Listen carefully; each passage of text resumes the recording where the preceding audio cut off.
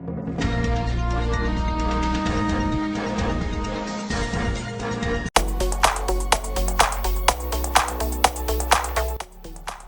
kejar-kejaran antara pengendara motor terhadap mobil sedan berwarna hitam terekam kamera amatir di Jalan Logam Marga Cinta, Kota Bandung, Minggu sore 11 Juli 2021.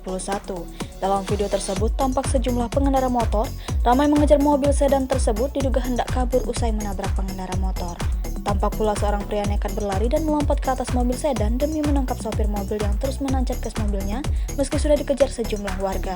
Saat pengejaran itu, tampak pula kaca jendela bagian belakang mobil sedan yang sudah pecah. Sementara di depan mobil tampak sepeda motor di bagian kap ikut terseret sejauh mobil melaju.